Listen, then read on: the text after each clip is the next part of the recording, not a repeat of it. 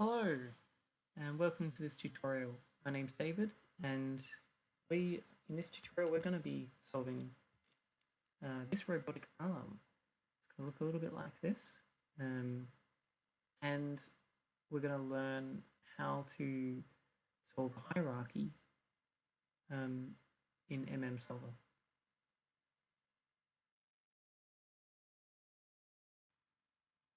We just play through.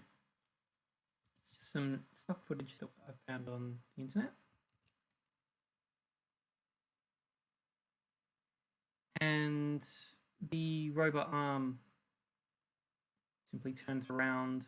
It has some rotates, and it has multiple arms. So I have tracked the camera already using mmSolver, or solved the camera using mmSolver. I've tracked the camera, tracked the points using 3D Equalizer, and I've found a CAD model which I've then rigged up.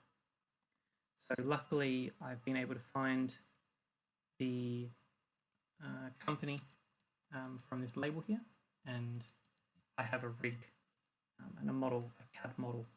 Now the CAD model is not exactly the same as the live action footage. There are some details missing, so we'll have to get to that and we'll have to fix some of that. Work around those problems, but for the time being what we're going to do is we're going to just kind of set up a rig and see if we can kind of align it up. So the first thing that we need to do, like in pretty much everything in Match Move, is that we need to line up our model roughly, at least, correctly with the footage. So we already have our camera that's solved. So this will make it a little bit easier. So we just need to position the model here. I would say roughly in the middle. Now, we don't necessarily know the height. We're going to need to solve that. But we can hopefully estimate the X and Y position by looking at how this intersects, how this edge here intersects with the model. If I simply rotate this around, you would expect that maybe it would be directly in the center, but unfortunately, I don't think it is. Not at least based on my tests.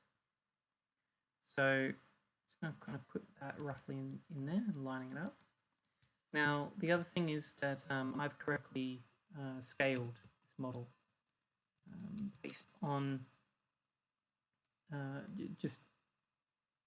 let's just say I have had a measurement of the set. I didn't, but I've been able to calculate the correct scale. So we're not going to deal with the scale issue in this particular video. We're just going to assume that it's already correct. Maybe that's time for another video where I'll show how we've solved the camera in this particular shot. So you can see here that it's already not exactly matching unless I move it a little bit more. So I'm just going to kind of rotate it around.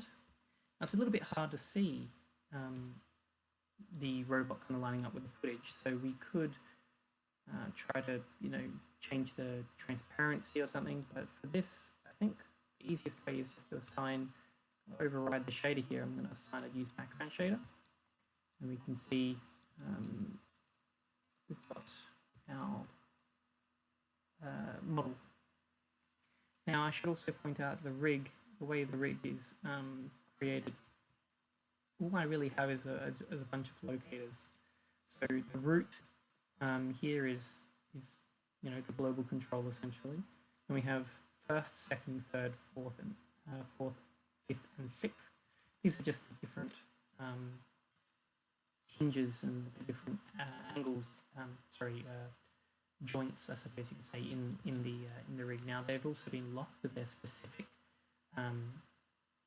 axes that they can move in, so we're heavily constrained and we can just rotate around that. This is the type of thing that would actually be quite difficult to solve next to impossible to solve in traditional or in 3D Equalizer or maybe some or PF Track or something. But mmSolver allows us to do this inside Maya, and it does this without having to solve each individual piece separately. Instead, it uses the hierarchy here, the relationship between all of these together to reduce and to improve the solve, and essentially to constrain it. So I've kind of got a very rough alignment. You can see it's definitely not perfect, but I think this is actually going to be good enough for what we're going to do. So next thing I'm going to do, I think we're also going to only solve really the first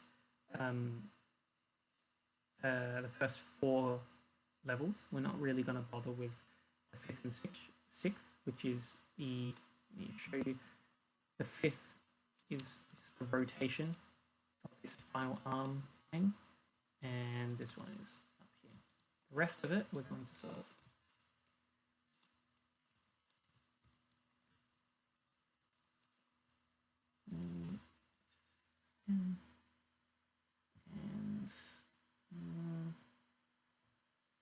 Yeah, okay, and let's also do the first frame. So we just, essentially, we are going to kind of keyframe it, but the keyframes are just a initial guess for the solver.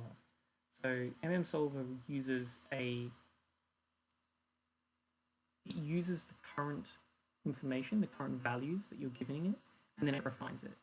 So the reason it does this is because it's a minimization engine. It's not truly, it's not solving from scratch is the best way, in this particular case at least. We're not going to be doing that. So we're going to, we have to initially give it a result to then refine. And oops, not that one. We're going to keep that first control really just for some very broad, it's really just translations. We're not going to really solve the rotation at all.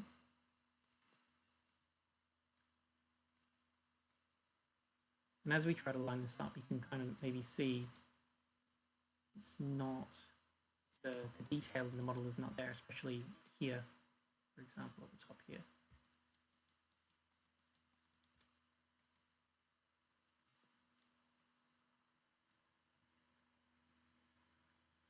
So we've got a couple of these values. Now we might need to animate it a little bit more, very broadly, but for now we're just basically doing let's do a lineup.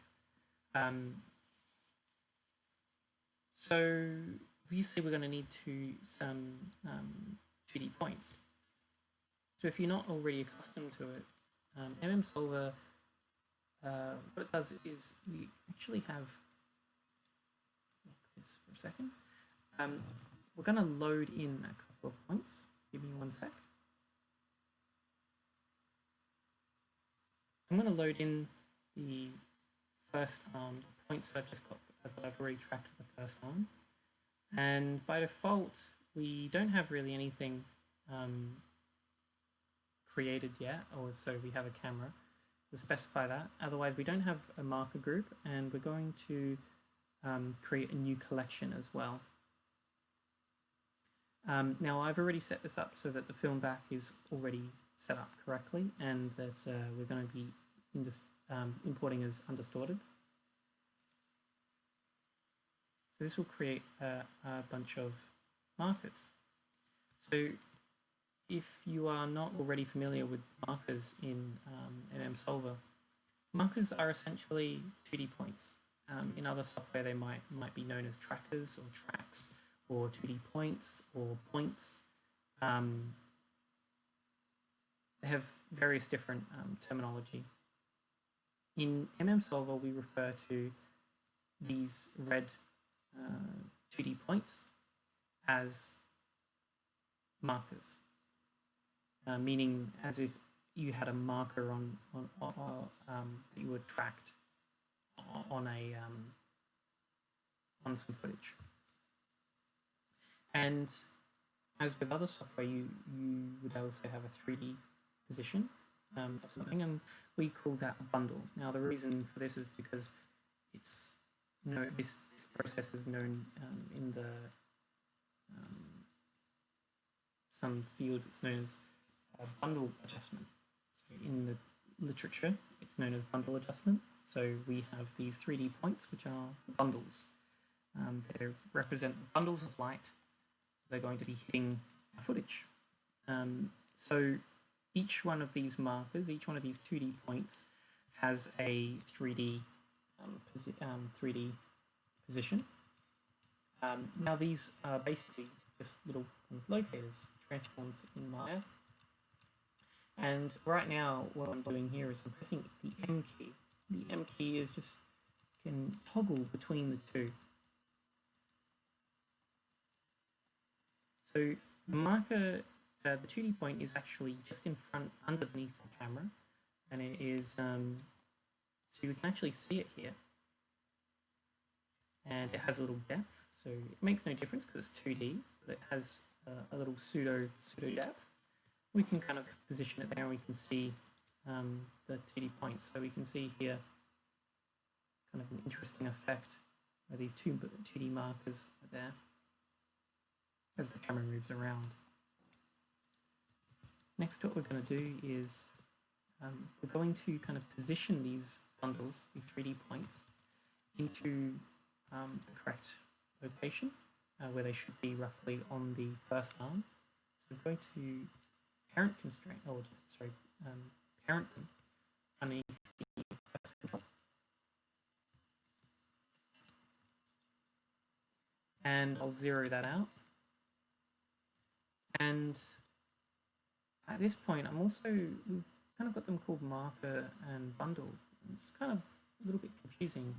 Maybe we're probably better off renaming these. So if we go to the tools here, the general tools button, and we go to marker bundle rename, we can just type in here first arm.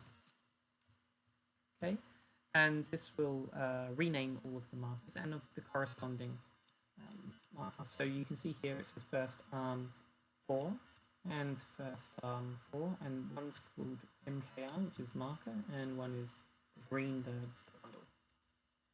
So next we're going to kind of cycle through, and I should also mention I'm using the hotkeys here. So when you install mmSolver, and I'm using the latest version, you should get a little shelf button here for changing between your hotkey sets. And by default, there's a hotkey set called mmSolver that you can use. And I'm going to be using those hotkeys a lot. So, for example, if I select my first my marker here, and I want to select the bundle, I can hit the M key on the keyboard, and this toggles between the two. If I press N, I can select both of them. This is handy, for example, if I want to delete them. And we can go back. Likewise, we also have the ability to center. So this is something that is very, very common you might want to do. So if I select an object, a node in Maya, and I want to center on it, I can select it and press C. And then when I scrub, it will be exactly where centered on the 2D view will be centered on that particular object. So I can do the same thing with one of these markers, like this, and we can see when it's available, at least, that it's matching exactly to that image. So then when we don't select anything, when we press the C key again, we can remove the centering. So the centering is kept until you remove it by deselecting and pressing C. So now let's position. We've kind of got this line up already, but what we're going to do is we're going to position a bundle, this bundle here, onto the correct location on the model. And you can see that here. And once it's there, I'm gonna lock it because I've already got it in the right kind of parent space.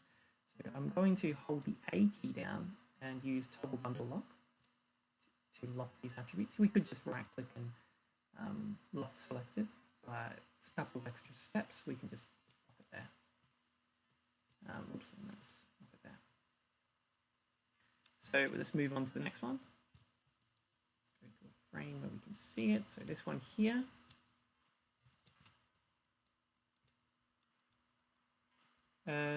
So we've got our marker here, and we just want to, let's find a frame. Yeah, okay, so we can see it here. I'm just going to rotate this around so I can clearly see where it is on the model. There it is.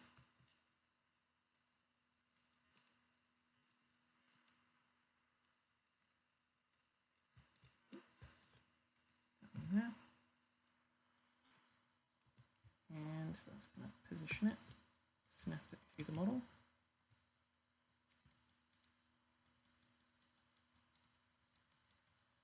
Should now there's a couple of other hotkeys that we can use. We can also use the Alt key, Alt 1, Alt 2, and Alt 3. These are going to Alt 1 will hide. We just toggle polygons basically. It does actually a couple of other types as well. And then we can also use Alt 2. This will disable and enable locators, markers and bundles as well. And the third one is Alt 3, which allows us to toggle on and off image planes. All of these combined, it could be quite helpful.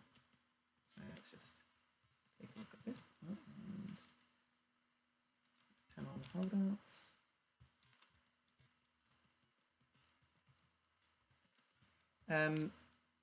Yes, so we have this. Let's just put it on there, and we're going to lock that bundle. Next, go to the next marker. Find which one. There we go. Oh, so this one is on the side. Now we're going to do that one as well. So let's find, rotate this around.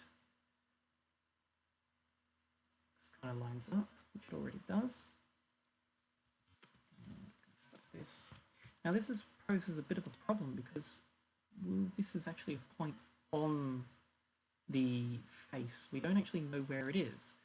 So for now, I'm just going to kind of parent it onto the face. And the problem is I don't know where it is. I know that it must be on this face, so it must be, the Z must be locked. But I don't know where the other ones are, so not exactly. So I'm going to keep that unlocked. We're going to solve for that. So moving on, you'll see it in a second, hopefully. So here's another one. Let's get this one. Rotate this around so it kind of lines up. So we can clearly see which part it should line up with. Oh, and we've already done that one.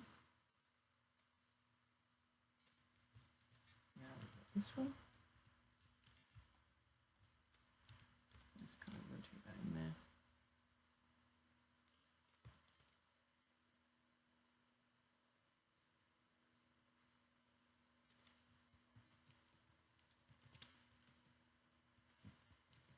And it looks like this one has an incorrect track on it, which we can easily fix. Until we do that, we can find where it should be.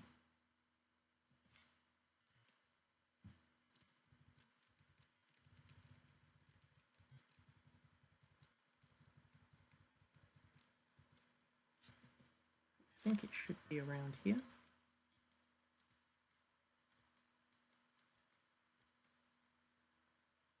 I'm going to lock that for now. And we're going to fix this 2D point as well. So I'm just going to disable all of the geometry. And see on this one frame it's wrong, so we're going to fix it. So I'm going to toggle marker. So rather than the bundle, I'm going to toggle the marker. I'm just going to kind of fix it.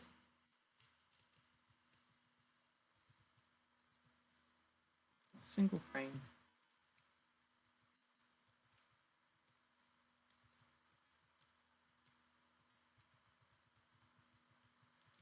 And I think this one will be enough to help the solve through. This is not particularly a great point. And I'll lock that back up. So now we have another one.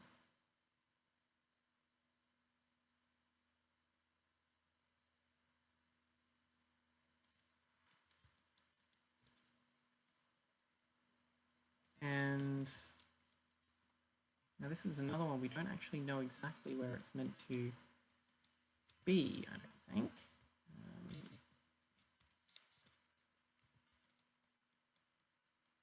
You know, it should be roughly on this edge here. But we don't know how high it should be exactly. For now, I think I'm going to just kind of lock it. And move on to the next point.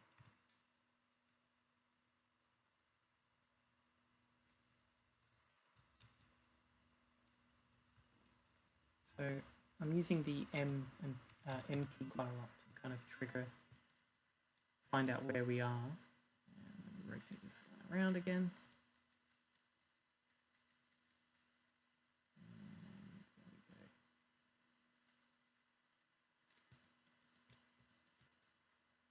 I just need to find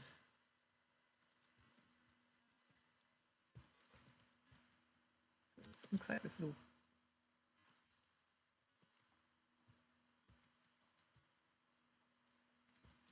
tiny bit here. Let's just make sure that it actually rotates. Oops. Yeah. So we're going to do it right in this little bit here.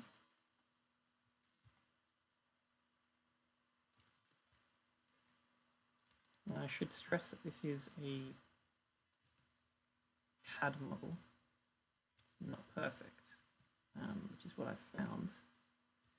So now that we've got these pieces, we can actually solve this this first piece. So at this point, I'm going to actually open up the Solver UI, and we're going to see how and what we can solve. So I'm going to open up the Solver UI, which is this button on the left here. And I'm just going to kind of, I can only really solve one thing, which is this rotate Y. I'm going to put that into the solver. If you're not used to this Solver UI, let's go over it very quickly. The left-hand side here is the input, the source, and the right-hand side here is the output attributes or the destination. So essentially, we're using these points up here, over here, to solve the attributes on the right. And generally speaking, we want to have more information on the left than there is on the right. So if we want to be able to solve, we want as much information markers as we can to solve as least number of attributes as we can. The higher that ratio, the more stable your solver is going to be. And we're also using a collection. When we've opened this UI for the first time, it will just automatically create a new collection for you. But we can also, and by default it's going to be called collection 1, we can just rename this to something like a little bit simpler. We can call this robot solve. It can be named anything, there's no naming convention, just descriptive. So we have, we can see here that our attribute is already animated. So the solver is automatically treating it as an animated attribute. And let's just try solving. So we're going to solve using this basic tab. This, the bottom here, this is basically how the solver is going to solve. And it's going to say, it says it's going to solve only animated attributes on frames. And the frames that we're going to solve is the timeline, the inner section. And let's just do it. So as the solve continues, we can see the output in the output window, or if you're on Linux or macOS, you should be able to see it in the terminal that you've launched from. And this is just going to go through and iterate and try to change the Maya scene to minimize deviation, minimize the difference between the 2D marker and the bundles. So we can see here that it's now solved every single frame, and it's gotten up to an average deviation of, let me see for the entire frame, 5 pixels.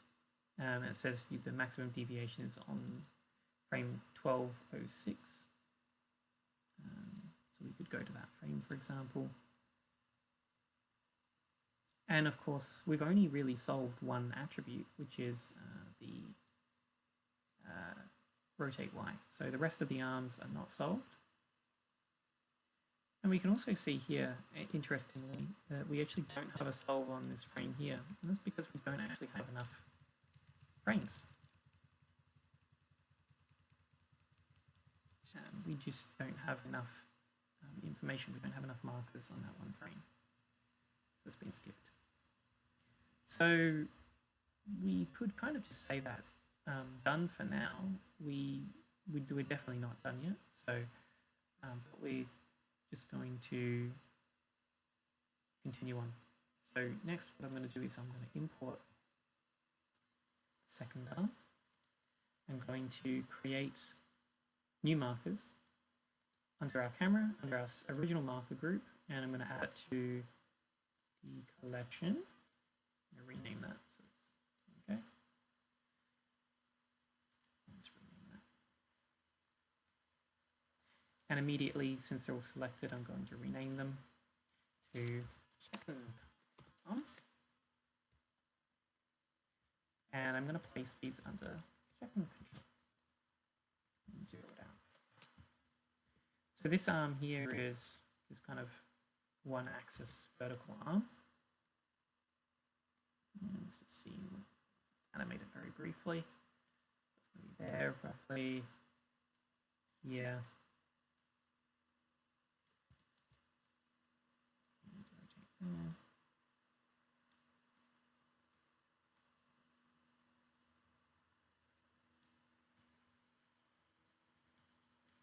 Yeah. There we go. It's a very, very rough solve.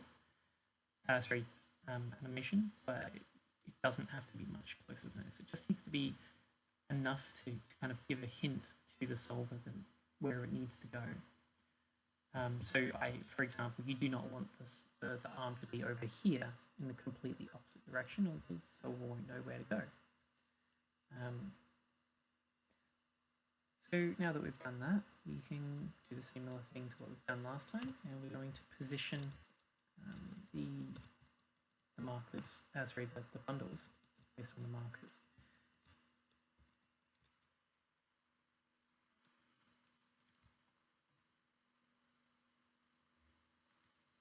I'm going to do some of these a little bit rough.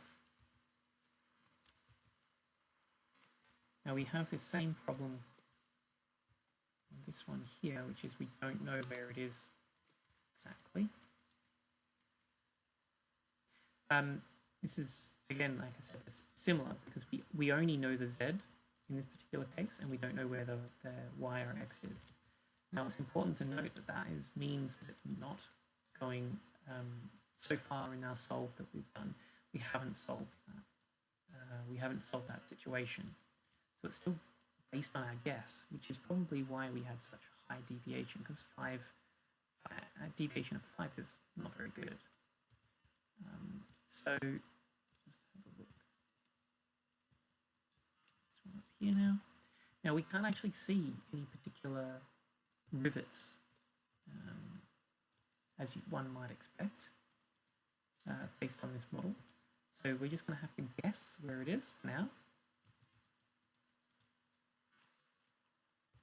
Go to a frame.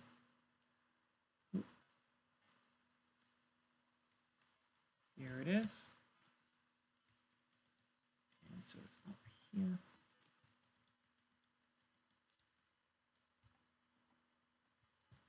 So it looks to me like it's going to be this middle section down here, which I think is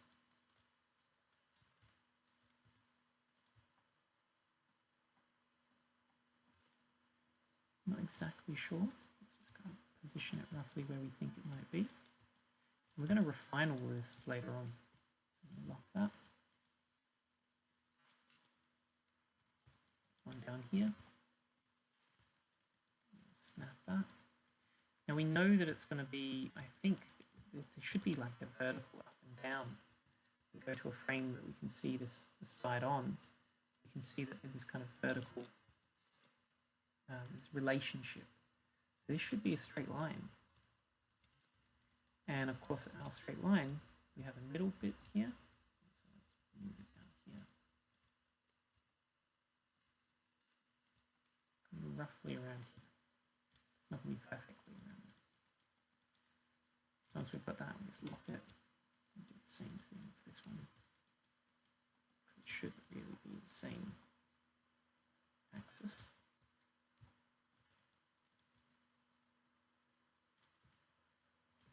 Lock that one.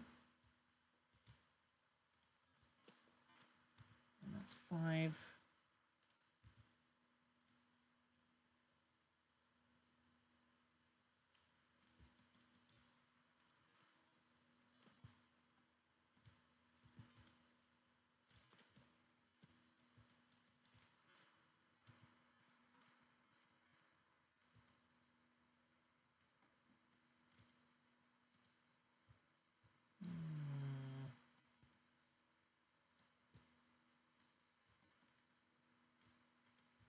I've done this one before, but let's do it again.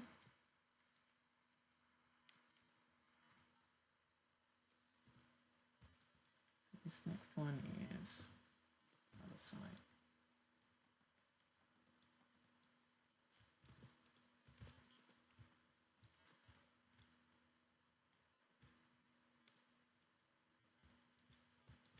So let's go to another frame where we can see it clearly.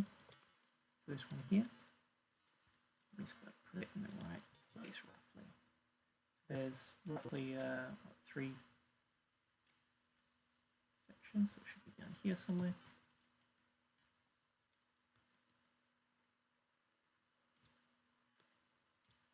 It should be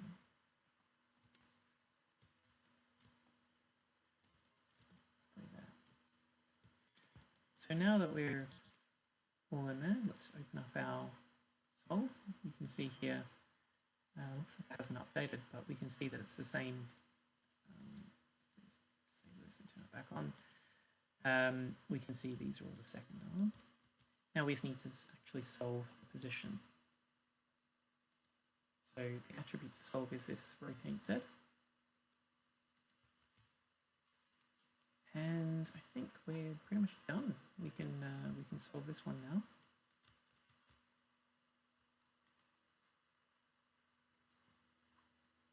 And again, we can watch this. Great. Okay, so this is solved now, and we can see that the deviation is actually quite high. So it's an average deviation of 10. And let's just play through and see what we've got. So it is flipping out a little bit. Definitely flipping out on a couple of frames. But it is animated per frame. So we can clearly see, for example, here, some of the inaccuracies. So just remember, we've been kind of just guessing where some of this information is. So including the positions and also this, the position of the arm at the beginning. So, for example, we could actually be needing to change these attributes here, these values. And of course, all of our guesses around here were just guesses. So let's move on, and we're going to go to the next arm. So we're essentially just doing kind of a really rough lineup. And we're going to, once we kind of get a little bit more information in, we're going to look at a different side of this. So let's import the next one. So here we have the third arm, and I'm going to, similar to what we did before, make sure it's all in there. I'm going to put it into the robot arm solve collection. Rename this immediately. And this is going to be third arm. And we're going to do the same trick. We're going to put this under third arm. Notice I just pressed M and then parent it straight away. I don't need to do anything. I know that my selection is correct because I have my marker selected before. And let's just have a look at this in 3D space. So we're talking this section up here. Now this section might be a little bit more difficult.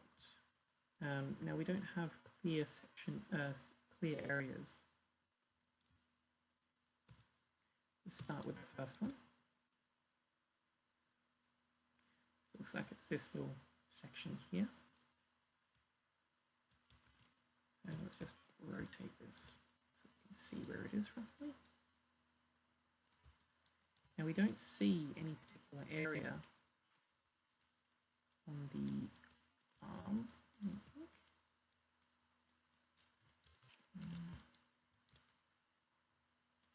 No.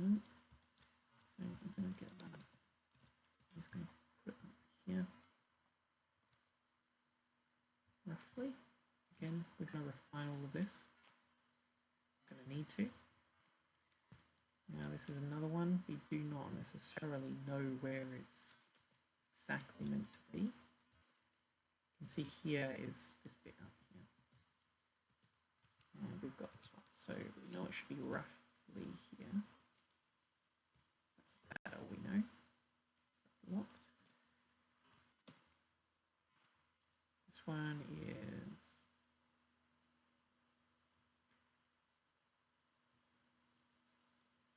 now this one here. This is the one that we've got now. We can snap that to this one for now. Again, another one. Can't actually know exactly where it is. I think it's around here.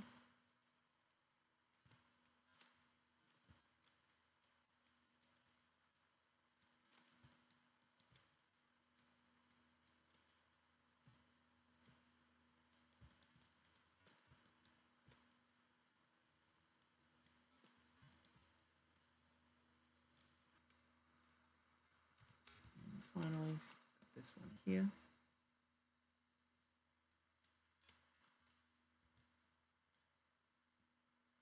Which is this one here. So let's position it roughly around there. Lock it. And finally, we're going to put into the solver. I'll rotate Z. Select that one, add that into the solver. So now we've got all of these different markers, and let's just hit solve, see what we get. Fantastic. So we now have another solve.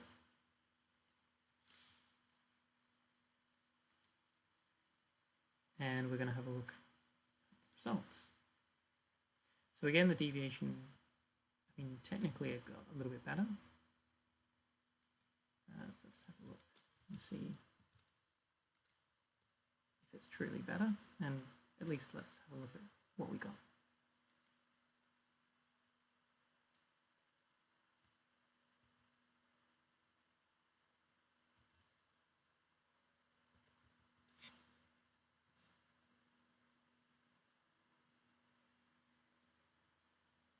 It was very glitchy, but there is actually a fairly good solve to some extent. Now again, we've still got the same problems as before. There are definitely areas where the bundle does not match.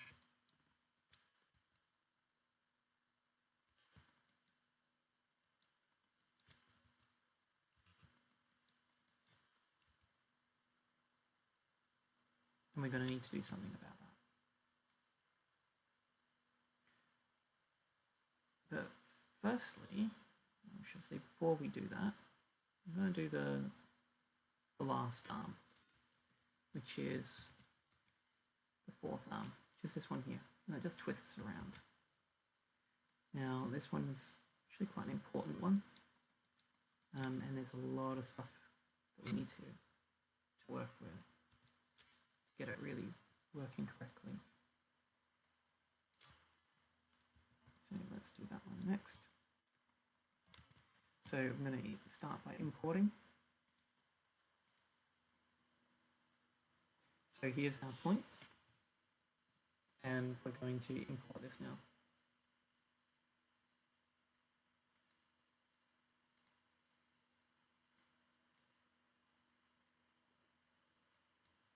And we're going to rename these to fourth.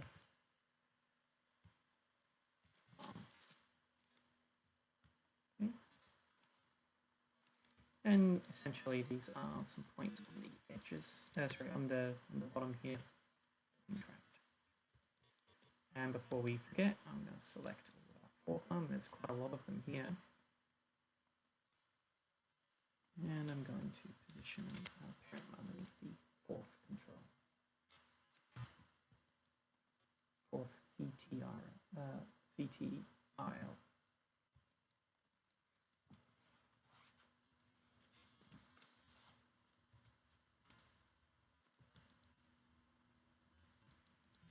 So let's just start with the first one.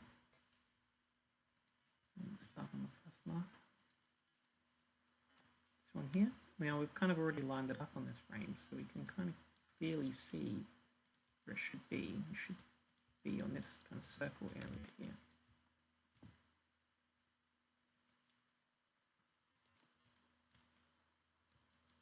This is where the bundle should be.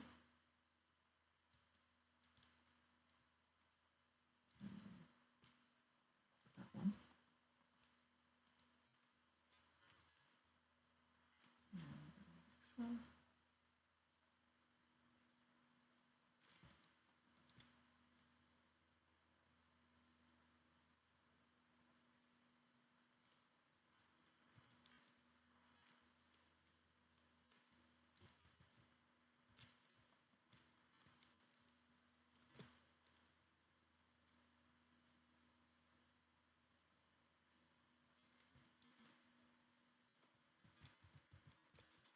The next one is here.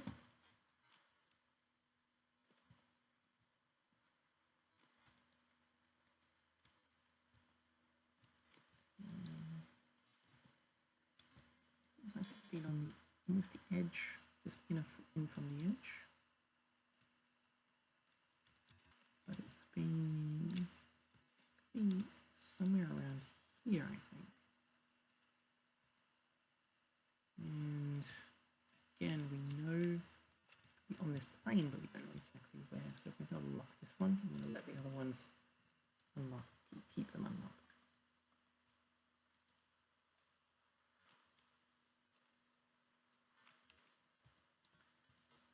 So this one here, this one is, here we go.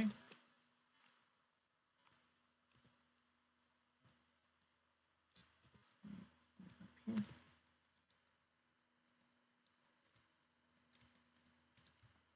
Similar kind of problem. We don't know where it is exactly, but we do know there's it. We're going to keep that. And we're going to move on. There's quite a few to get through.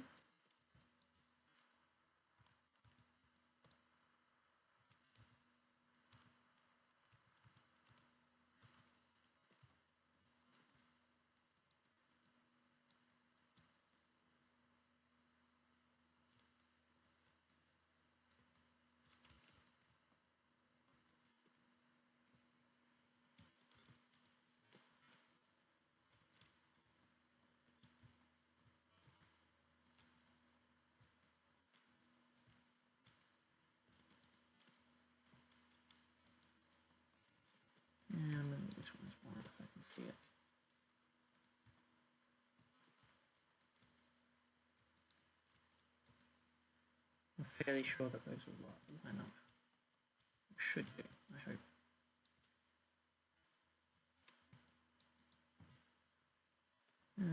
So let's see which ones.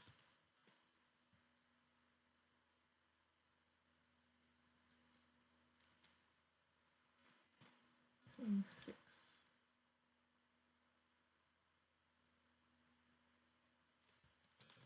I've got this one here.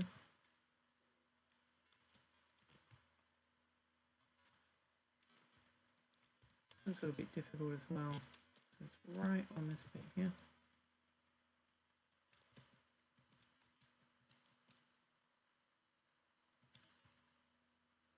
It's right here somewhere. And probably in the middle. And lock that.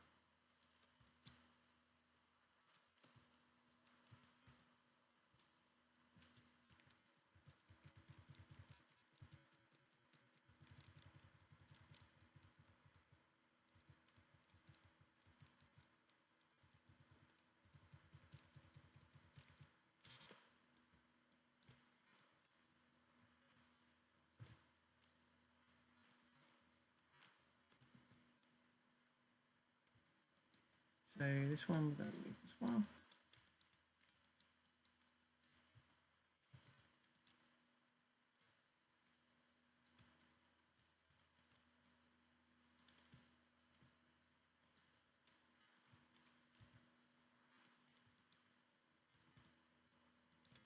Now this one here, we see that it needs to be, again, we don't have really a position, exact position that we can kind of survey, but we can kind of position it.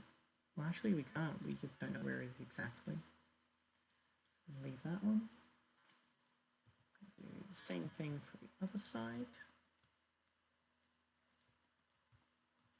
Position it roughly where it should be.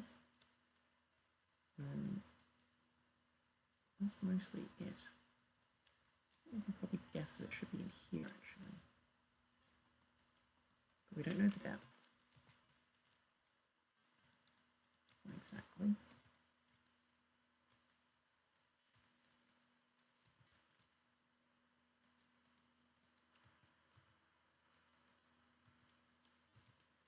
This one.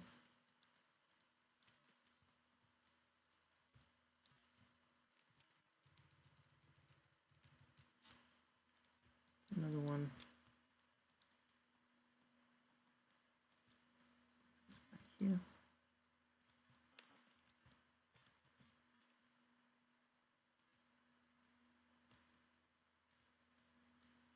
And the ones that I'm not locking are really the ones that I'm just not sure of at all.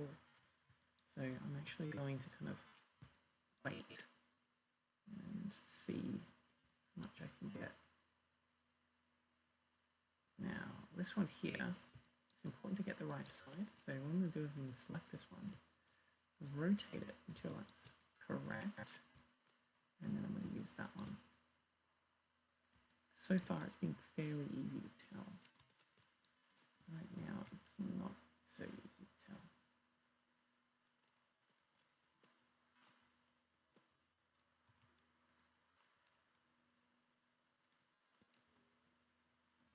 If I select the other one, the same side, I can see they're both there, both on this side.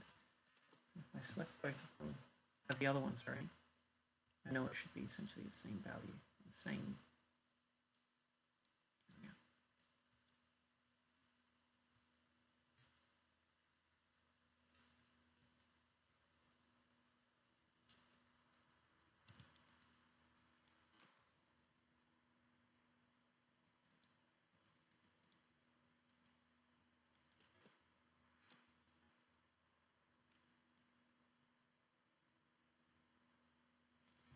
And we're going to do the same thing for the other side.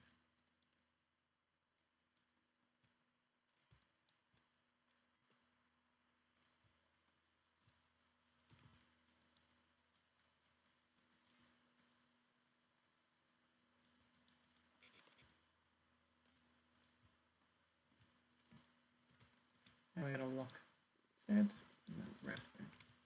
So I think actually all of them.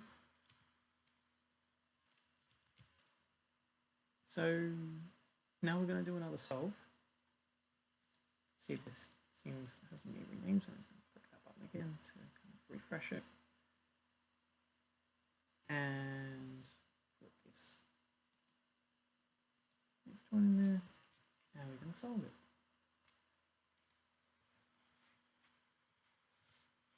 So in this solve, we're going to hopefully see all of the pieces rotating, but it's going to be very wrong. It's not going to match perfectly. We're going to need to do something about that. Okay, great. So it looks like we've got a solve now. Deviation, as we kind of expected, is higher, although I would admit it's much higher than I thought it would be. At 29 pixels. Let's just have a look at what result we actually got.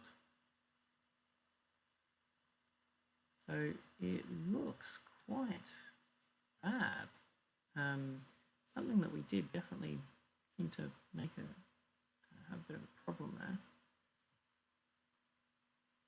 So we can see a lot of problems with fourth arm. So I'm going to guess that first of all, what we can do is kind of fix it up on this one frame. And when we're going to start debugging this, and the next step to all of this is to make sure that we can solve some of these values in some of the values that are static. Now, the ones so far that we've been animating have all been animated. So just per frame animation, per frame the values are being solved. But there's an interesting situation here.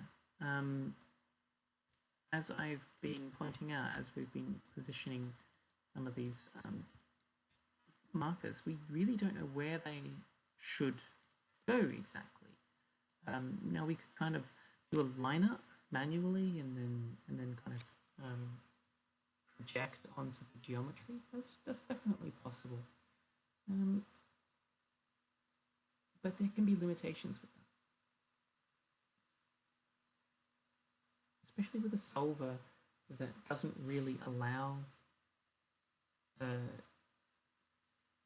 There's a slightly different emphasis in mmSolver, rather than kind of hard coding that alignment, and of course assuming that our lens distortion is correct,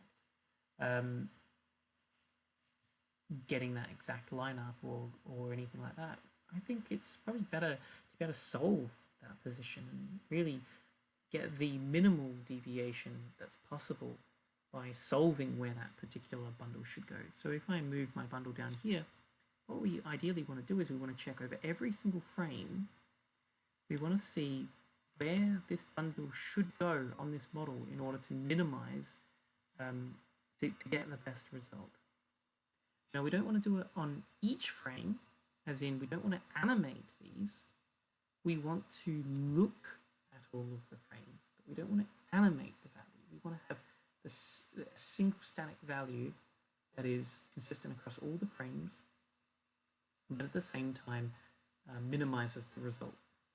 So this is a very different problem from what we had before, which was just solving the best value on this one frame. Now we have this idea of static values across multiple time frames. So now what we're going to try and do is we're going to try and solve the positions of some of these bundles, some of the attributes that we didn't know already that were consistent. So I'm going to open up our Solver UI again. Rather than just use 4, I'm going to just add all of these bundles. Now some of them are locked, and the locked ones, you notice here that the locked number is 0, and now it's 72. This just means that the values that were locked can't be shown. So if we hit LCK, we can see all of the locked attributes as well. But what we care about is the static, the STC. Yeah. If we want to only see the animated, we can just turn on anim and see these 4 that we had before, or we can turn on only the static and see all these ones. And there's 24 of them.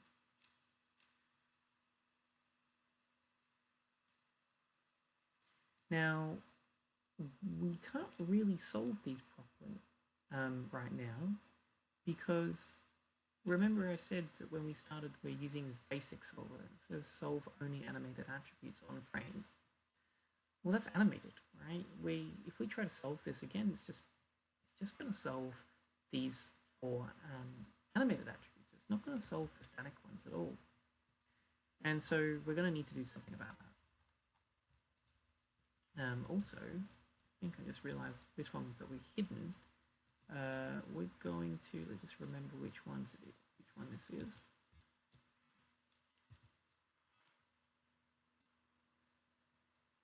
This one that rotates around.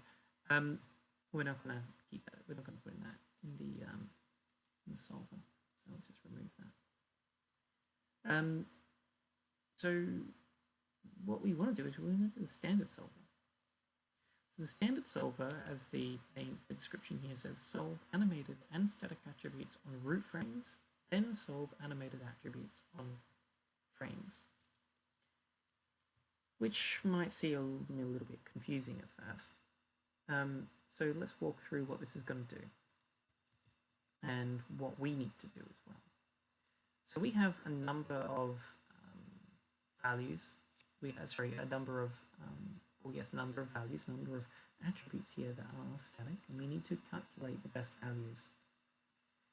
To do that, we're going to need to solve all of these.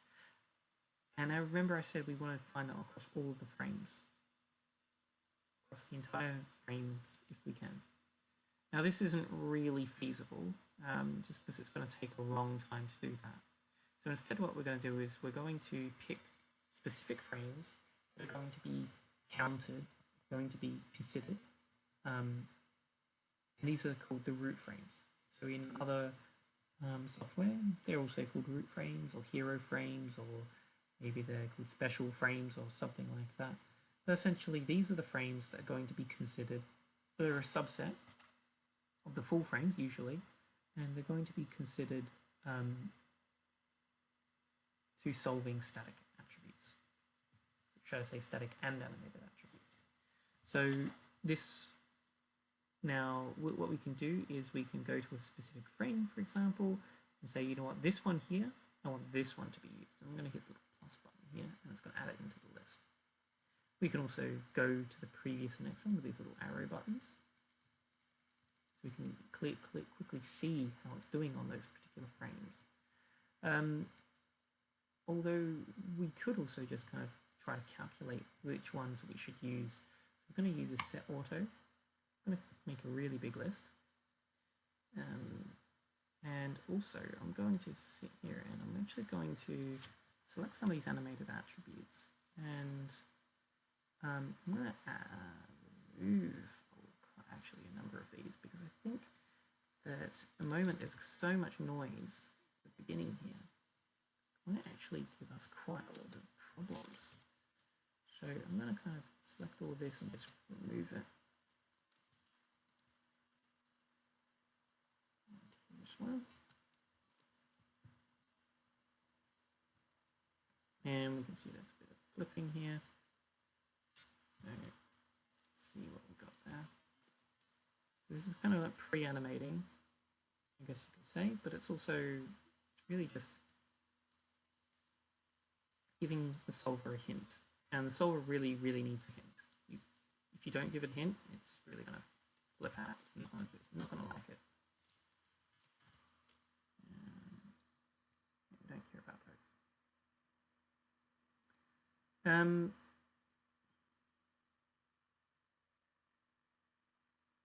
go.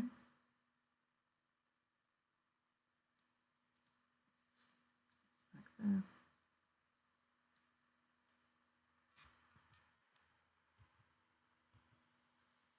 So this one's 180 degrees, so out, so back. That's the other way around.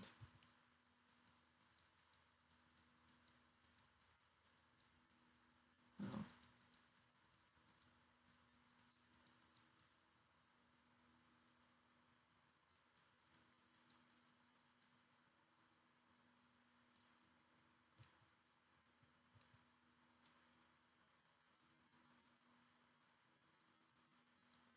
Or the easiest way to do this is, of course, to use a Euler filter. So we can just do that as well. So how about we do that? Just go to the graph editor. And we do that. It's probably going to flip out a little bit still, like it did here.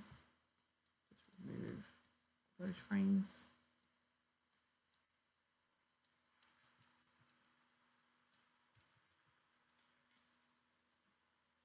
And it's pretty much fine for the rest of it. And finally, Euler filter again.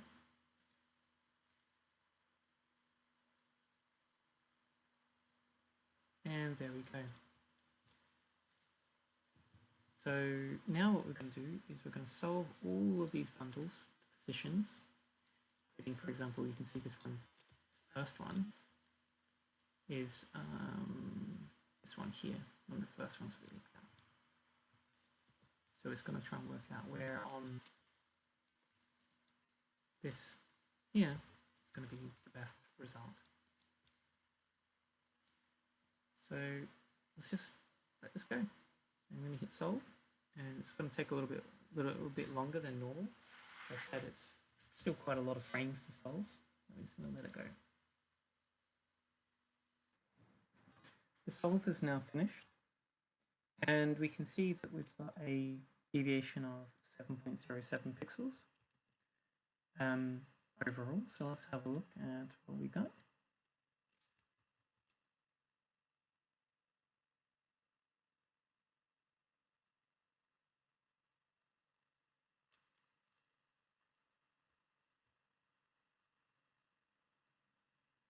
So there's definitely no more flipping out, not as much.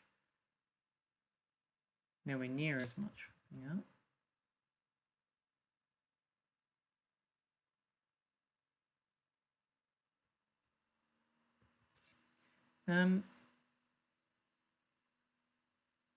But it's still not perfect. We can see here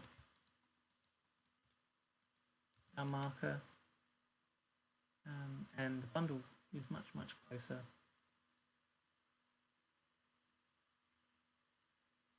But it's still not great.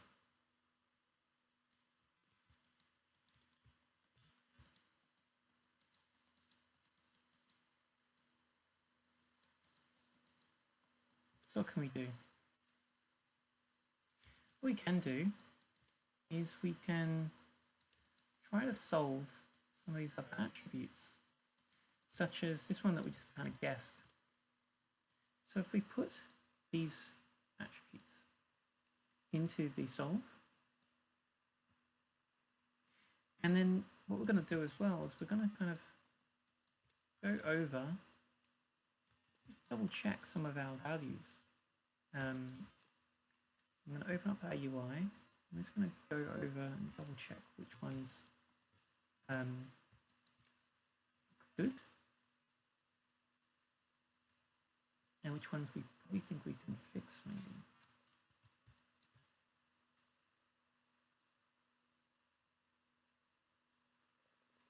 So just remember, some of these are going to be able to solve themselves. Not really going to be an issue. I think these ones down here are probably going to be the most troublesome. You can see here that it flips out the most. Just have a look at here.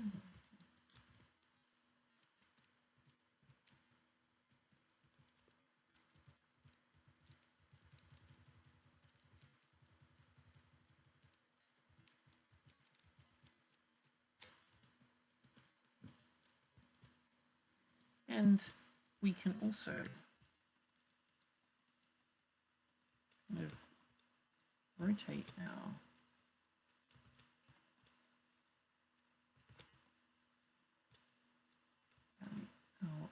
the arm here. Oops.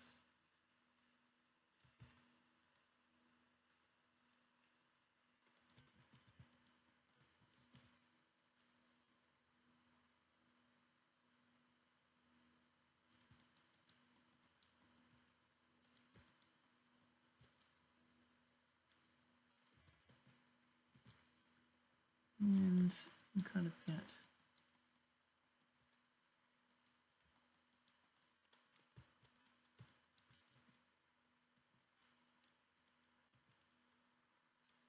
a bit closer.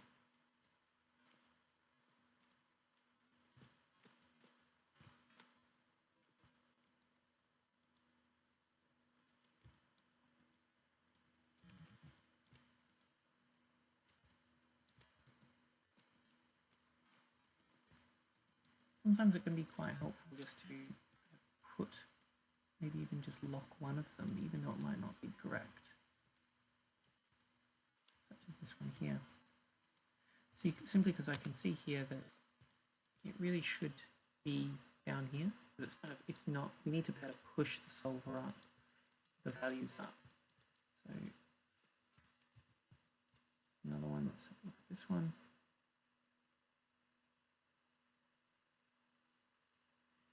We can do more complex things if we really wanted to.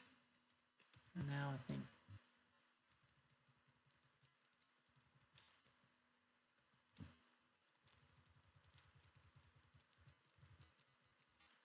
might not be needed.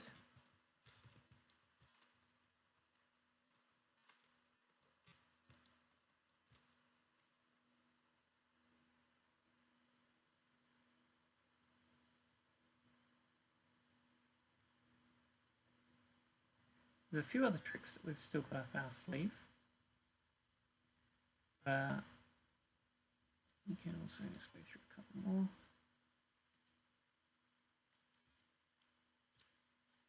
Look at, so most of these are all is a second arm one. Second arm. So it's this one here again.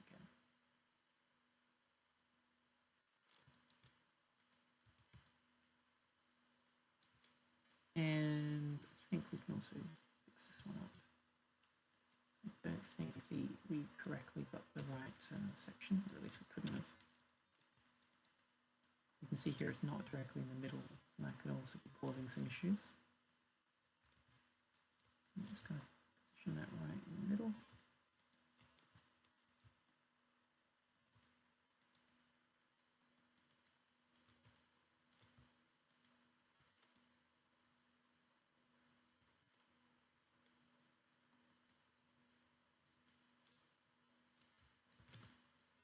And let's just position it there. I think this one we really don't know exactly what it is. So we can simply lock it to the same kind of height off of the. It's not going to be exactly on there because it's a rivet. Kind of estimate maybe what it is. We're pretty sure these ones should be correct. Roughly, at least down the line. Again, we don't really know exactly where, how far away from the center they are. So there's a bit of a trick that we can do. We can first we're going to unlock. What we're going to do is we're going to assume that these are both the same distance away from the origin, from the center point here. So we're going to select both of them. We're going to group them. We're going to move it away from there. So it's 1 and 5 here. I'm going to make a new group, and we're going to put it directly in the origin here.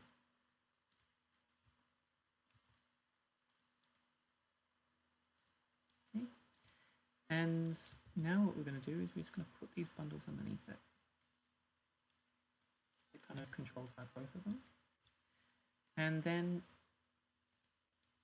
they should be almost zero, except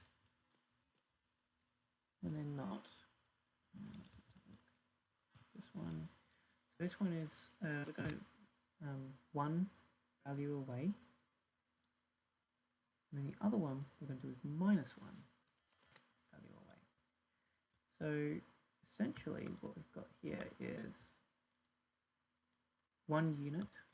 Doesn't matter exactly. And what we can do now is we can scale this to get the uniform distance between the two. So we know where the midpoint is. I'll lock all of this. We know where the rotation should be. And we just need to solve this y value, scale y. Lock all of these except for that. And, oh, actually, we're going to also unlock this one. So we don't know how high it is. Wait.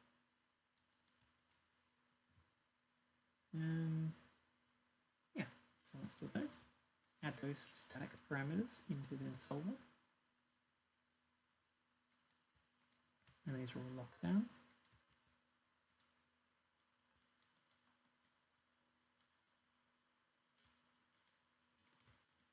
We're going to unlock some of these as well.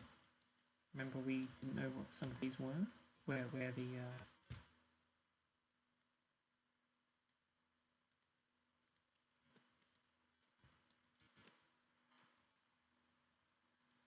correct values exactly were.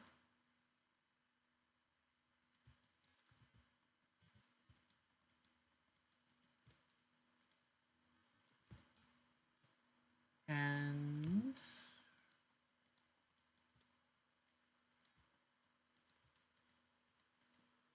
look at this one.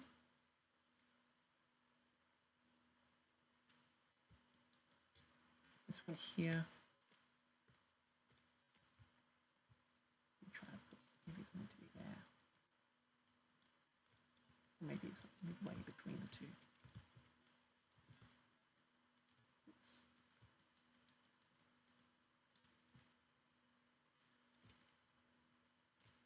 Move it in between.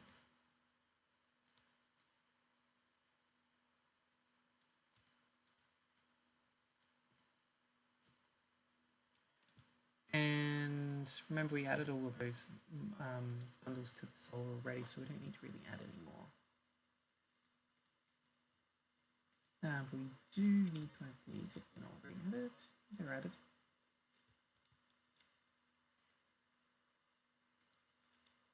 And we're going to solve again. Solve's finished now, and we've got a much better deviation now. We're down to 3.18. Let's have a look at what we've got.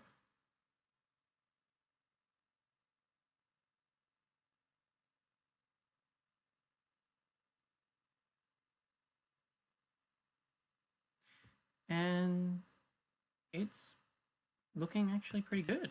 So let's have a bit of a closer look here.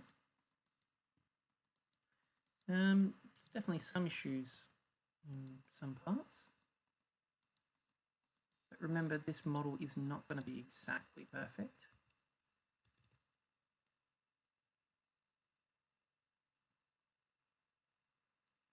Simply because it's, the model is not exactly accurate. There's some bits that don't quite look correct at all. Specifically this kind of area here.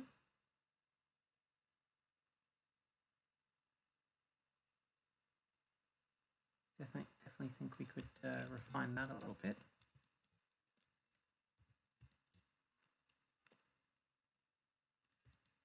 Now,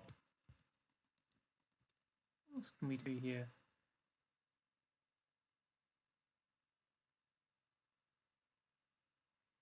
You can see here on frame 11, about 11.1 1.3 to 1.1.1.5 or so. There's some kind of a little bit of wiggling around. Now this is caused mostly, from what I can see from, well, and this one's another one. I think we can unlock this one. I think this is caused mostly by, you can't really tell what's the depth, and it's also kind of freaking out once these new markers on the side here turn on. So this one here, and this one here.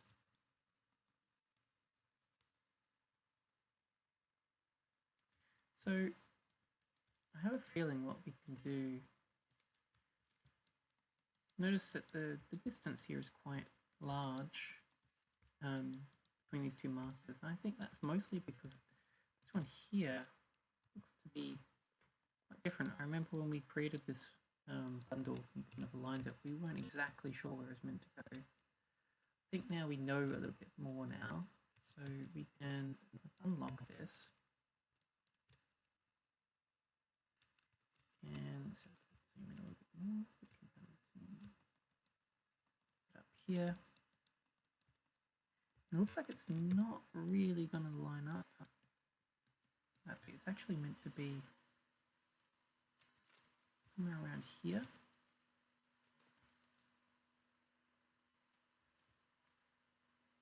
It's really meant to be. Or is it? No, I think it is really meant to be here. It's just it's not really solving there.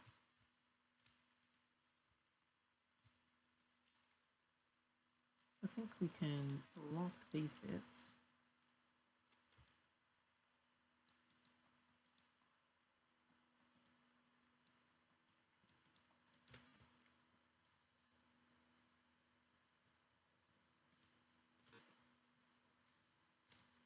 Maybe we just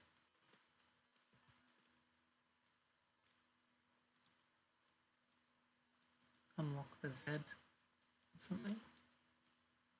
See where we can let that move to. I don't want to completely unlock it.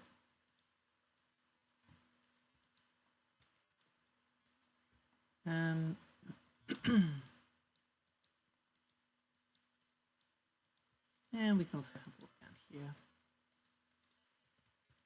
See what's going on. There's another one. It looks like it's, you can see the crevice here is not quite accurate enough.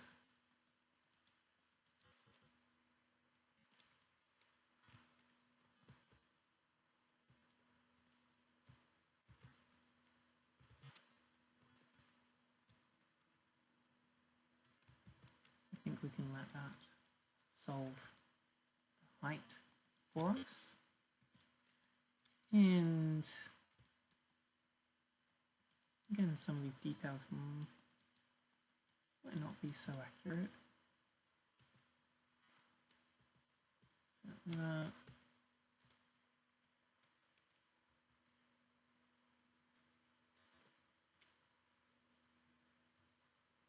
let this solve up and down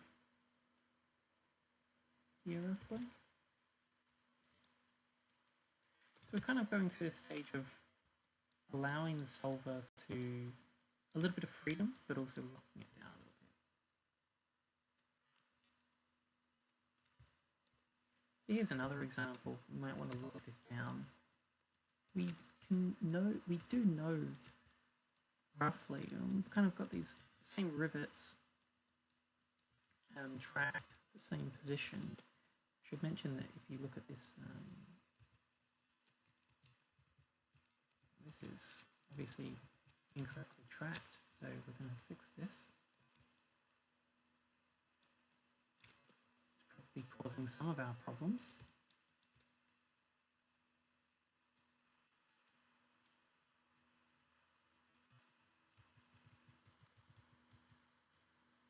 And we're going to make sure that the same height is used. It's kind of the same area. Lock that back up. with this one and this one, they're going to be the same height, the same Y value. So we're going to do something similar to what we had once before. I'm going to make a new group. I'm going to put it under the fourth item, the fourth control. And we're going to position it in the middle here, because we assume this is kind of like there is a side to this, an identical side to it, and we're going to lock everything else here. Going to unlock this one.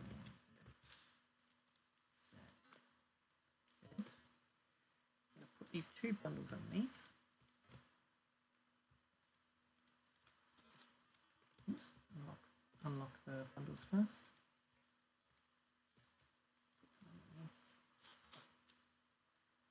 And kind of do something similar to what we did last time.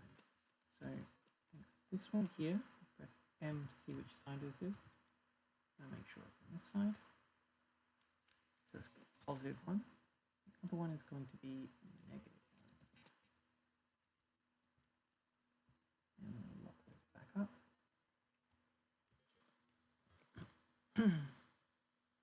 And I think it should be roughly here. And next we just need to solve the X. Maybe in as well. So this gives us all the all of the kind of areas that we need, but it also kind of locks it down a little bit. So then we're going to solve all of those attributes instead. So we've just decreased the number of attributes that we kind of need to solve. Before we needed to solve 6 altogether, and now we're kind of constraining them together. So it's going to behave a little bit better, and we're only solving 3. So again, remember earlier on I mentioned that the left-hand side, right-hand side, we want to make sure that the ratio is higher. We've got less attributes to solve with more markers. Next, I've still got a number of tricks up my sleeve. Some of these things don't work.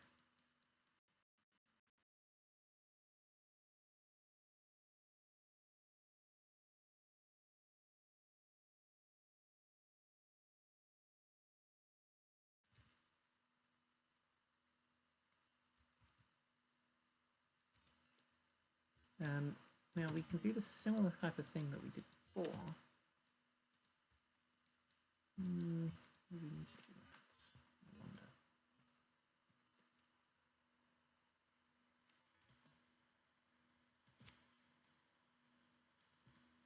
I'll probably lock that one again.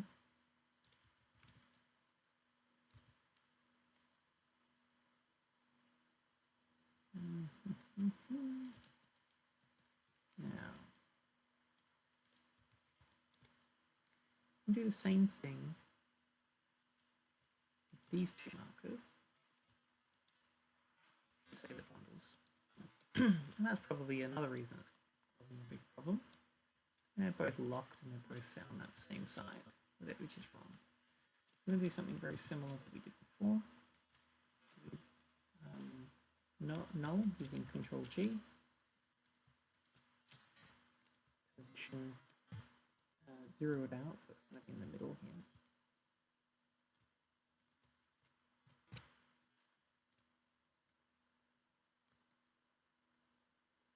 And we're going to solve in those 2 axes, not in Z.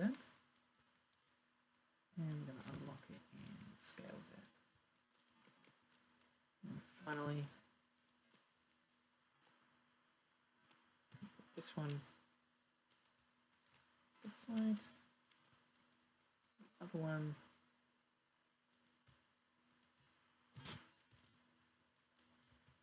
the other side.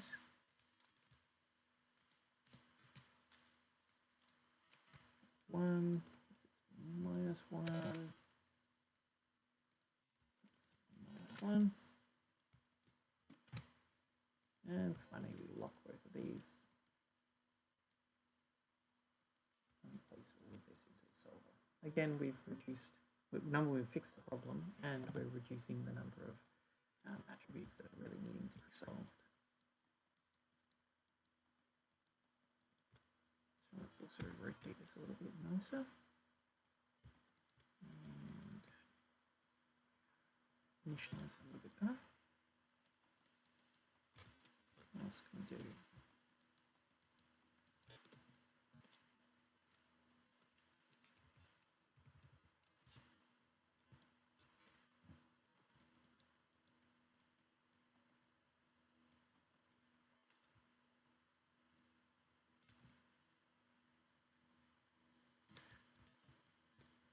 I think for now, that's pretty much all we need to do, I hope. Remember, we're still allowing the solver to kind of move the position. I'm hoping that it's going to kind of get the right answer.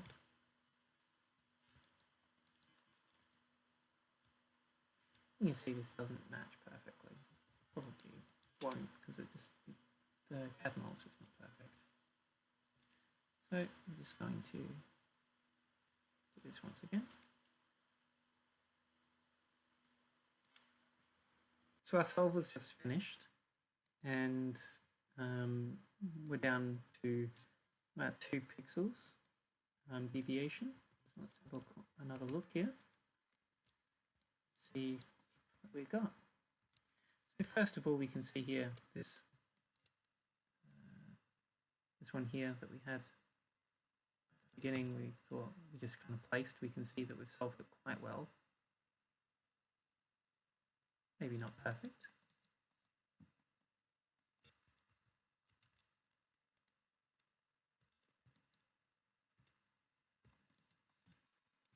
The real test is going to be about here.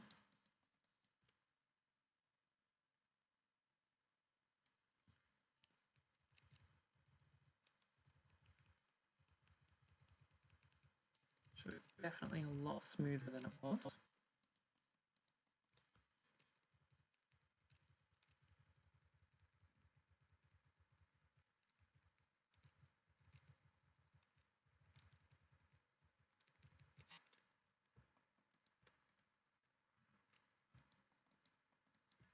We can also see that this value here is probably not particularly good.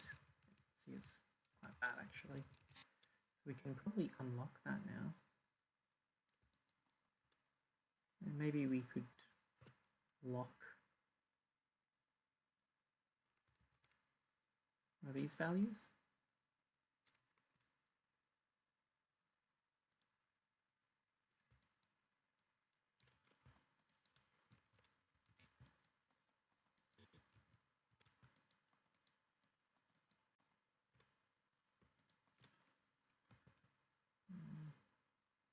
Oops, what's going on there?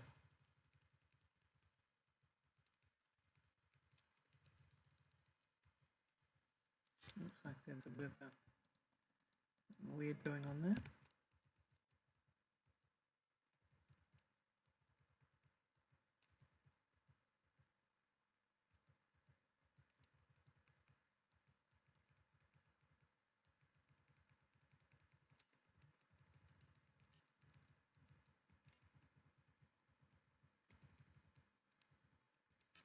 So I think at this point what we could do is we could actually try using that other point that we disabled quite some time ago. I think one of the problems that we're having is that the solver doesn't, let's just double check, yeah. Solver doesn't maybe know exactly where this section is here, so we can't really, it's having difficulty finding where that is. We could fix that in a couple of problems maybe. We can try to fix that in a couple of ways. And we can also see what I've got here. I think we can rotate, allow this one a little bit more freedom. Solve over here as well. think it's here. Just lock it in X.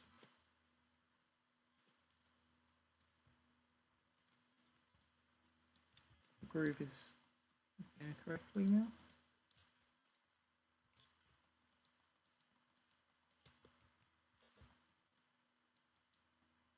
And it appears to be solving quite well.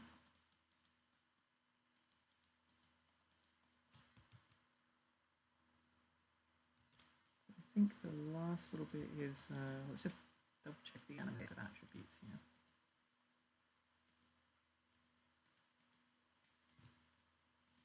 It looks fairly smooth, I think.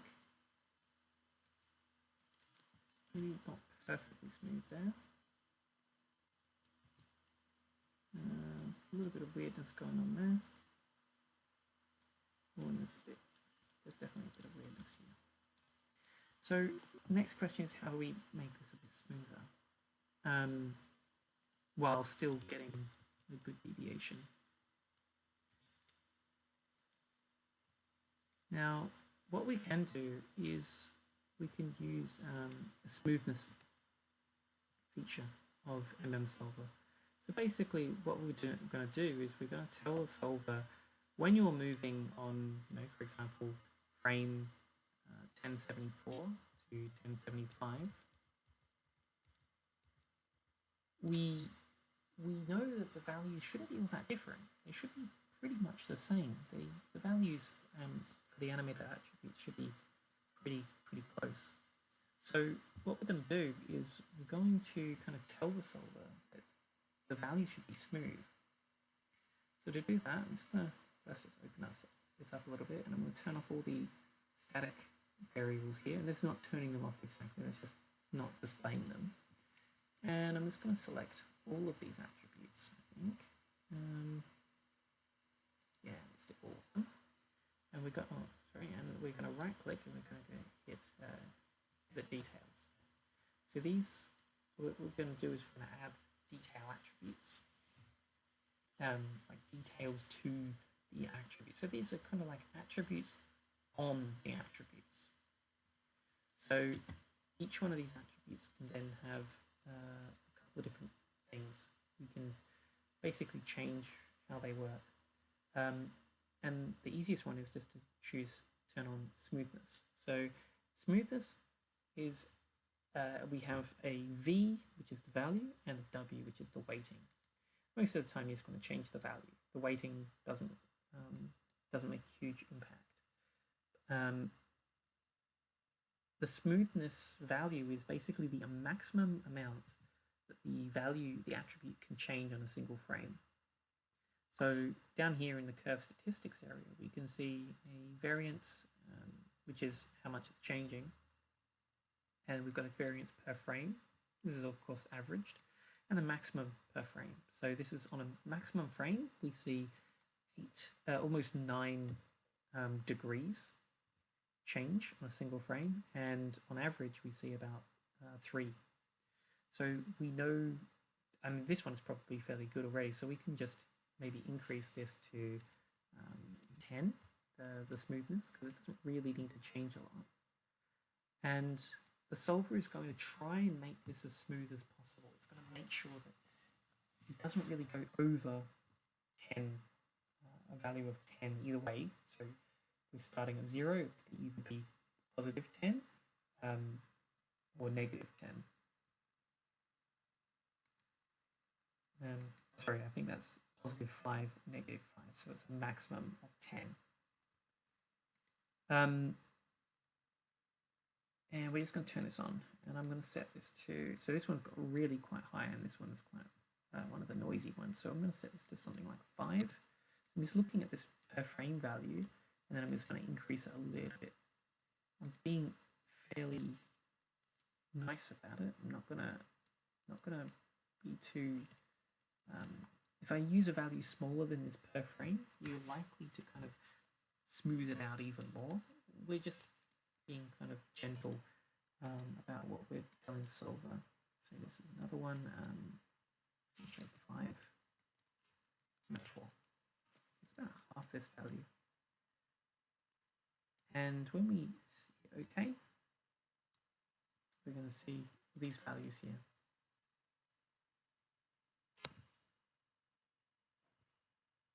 So next, what I'm going to do is I'm just going to solve again, essentially.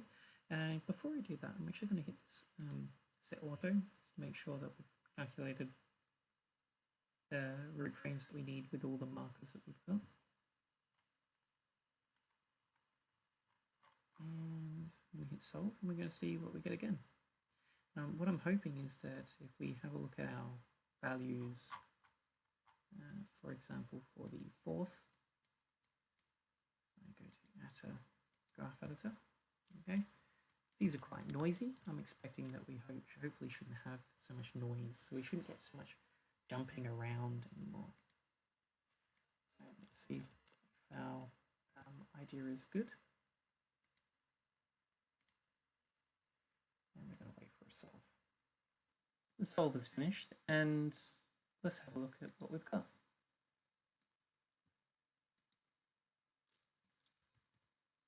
So already, I should mention, we can see that the deviation is quite low.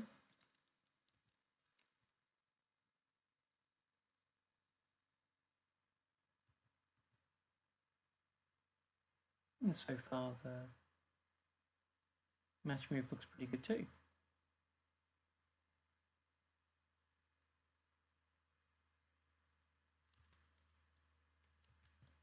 So I think it was around here we saw some problems.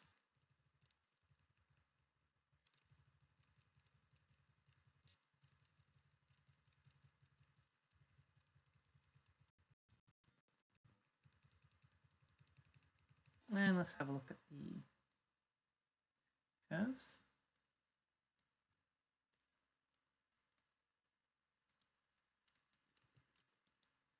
So we can still see that it's a little bit noisy.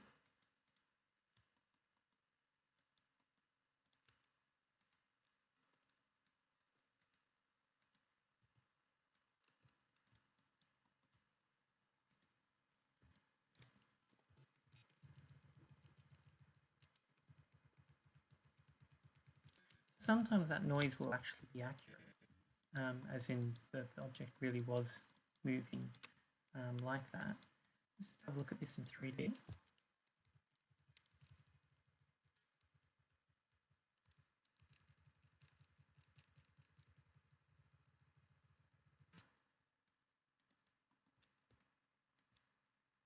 And yeah, I think there's a little bit of bump there, especially there. So what can we do to fix this? Now we could try to track more points, or try to change the solve, or do all these type of things. We should probably also just double check that there's nothing just wrong. So one thing we can do is we can select all our markers, and we can click on the tools that looks like a marker button, and we can go to show deviation curves. So this is going to show all the markers. It's going to show you the deviation. So it kind of gives you an idea, and then have a look at this. Kind of get an idea of which markers on this particular frame are really bad. We can also look here.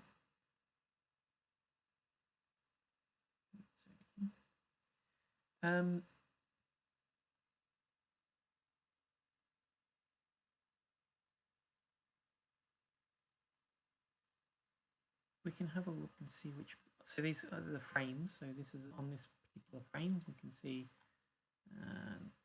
3. So all of these markers here are not particularly great. We can also see which one's the highest average deviation. So we can see this one here, for example, very, very high deviation.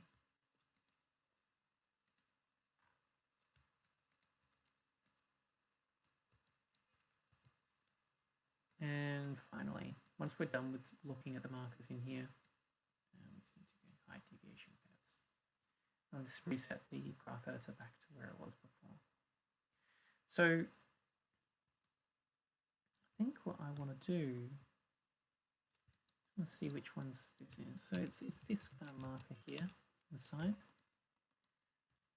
I think this is mostly caused by the fact that we don't know how high this is meant to be. Same as this one. So I'm going to do something that I didn't know if I was going to do before or not. And that is, I'm going to group these in new groups, Control G, put the pivot point right in here. That's in the second, so I'm going to put this in the second. Oops, and zero this out.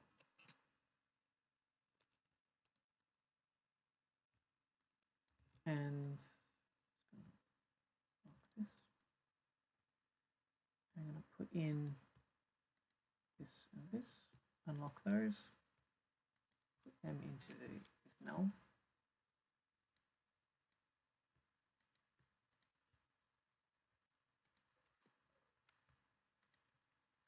Basically what I'm going to do, I'll lock this so that they're both the same, and I'm going to allow, this one's going to be locked in this one, this axis here, but it can still move up and down because we don't exactly know where it's meant to be. And this one's can basically still move around, but it's still going to be constrained by Z. So I'm going to solve all of these unlocked attributes.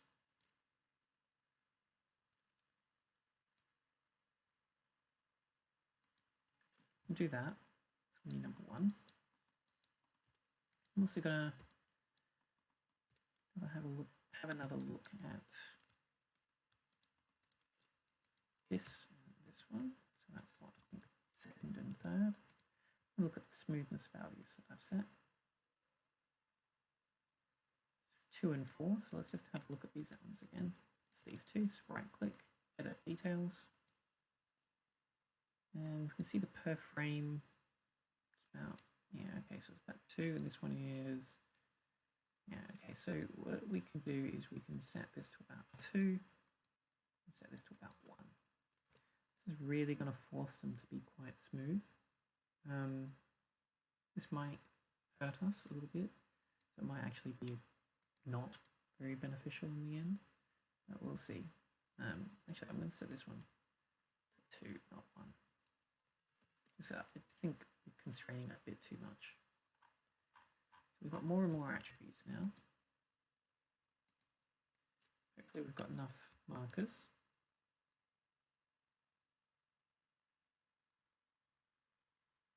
And of course I'm avoiding the other option that may come to everyone's mind, which is just to animate it.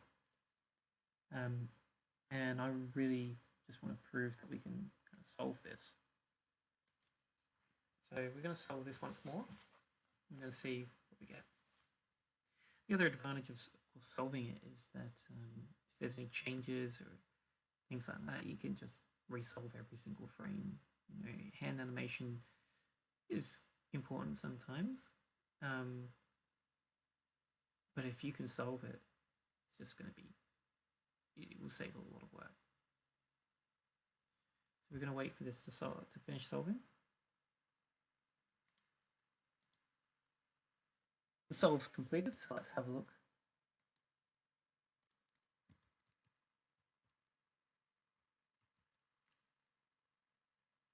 And it's just really the section here I care about.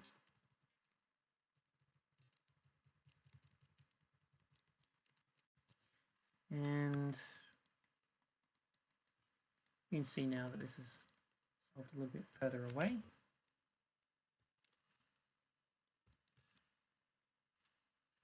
Let's just have a look at 3D space.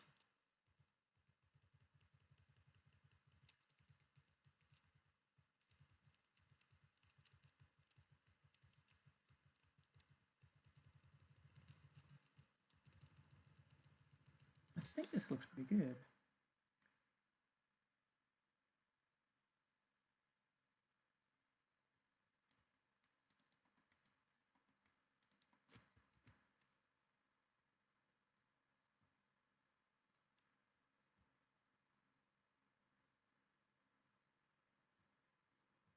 definitely doesn't look to be particularly wrong.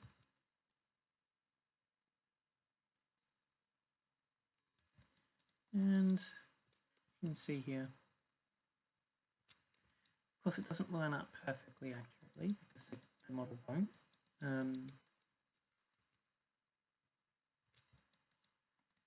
But it's pretty close, and the movement is quite smooth.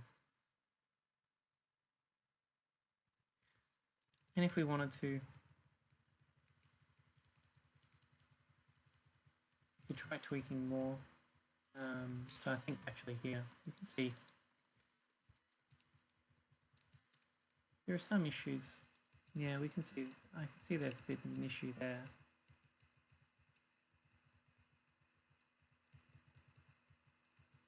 So now we can, it's going to be this value here. Let's have a look at the graph editor. And it's probably this bit.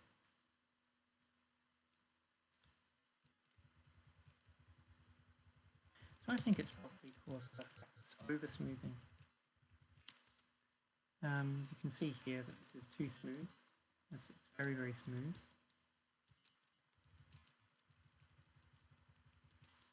So actually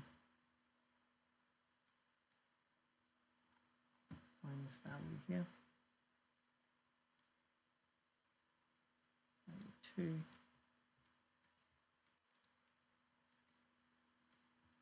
Let's just increase this a bit. 5. I'm using this kind of value at the top value here, the maximum. And I'm going to solve once more.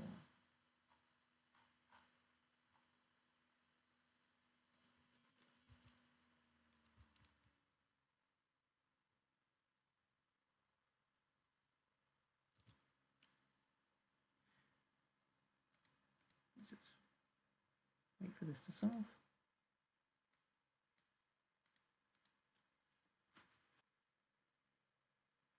So the solve is finished now. We're going to have a look at it. So we just changed some of the smoothing attributes, smoothing details, should I say. And about here, I think.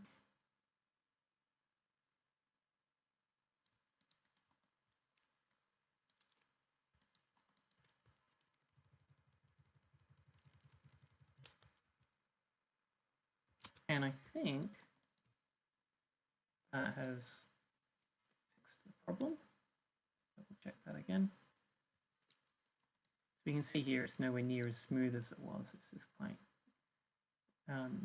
janky a bit. Now we could, you know what? I think what we're going to do is we're just going to remove it. No point trying to solve it. If we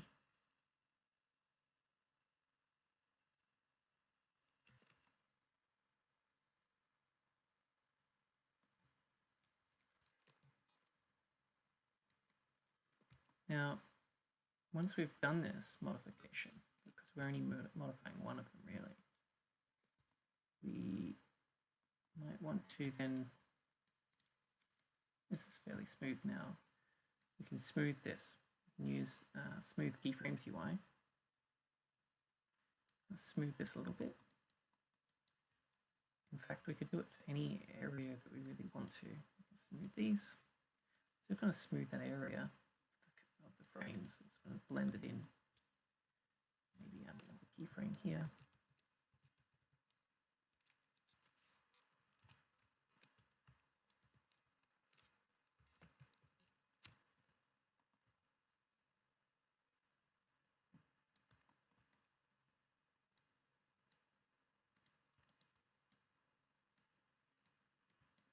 Just manually smoothing it really. Now you might be wondering, well, we're now messing with this, and that's kind of true. It might not, the solve might not work anymore. But the reality is that is true. But now what we can do is we can lock this. Do that. Solve this bit.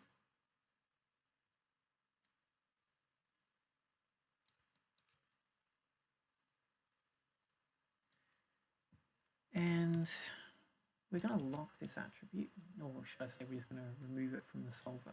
We can't actually lock it, it's in the rig. Remove this from the solver, and then we're just going to resolve. We don't actually need to solve the rest of all of this. We can just go to basic mode. It's only going to solve these 3 attributes, and it should be a little bit faster. Great, so this is finished solving now, and we're still around the average deviation of 2. And of course our attribute is still smooth, they haven't been changed. Now we can have a closer look and see how the rest of it's looking.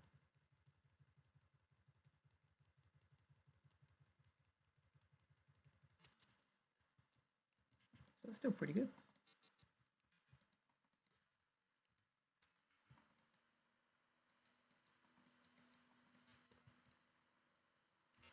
I think let's have another look in 3D space.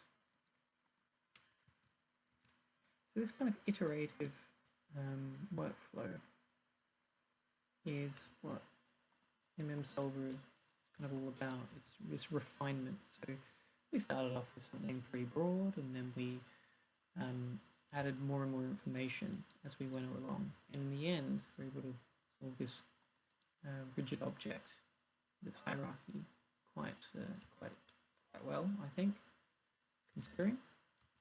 It's actually something that you can't really do very well in a lot of other commercial software.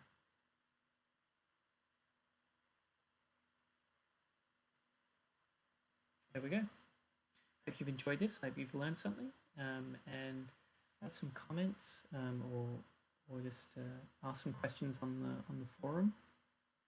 I'm going to put the links in the description. You can have a look. Thank you.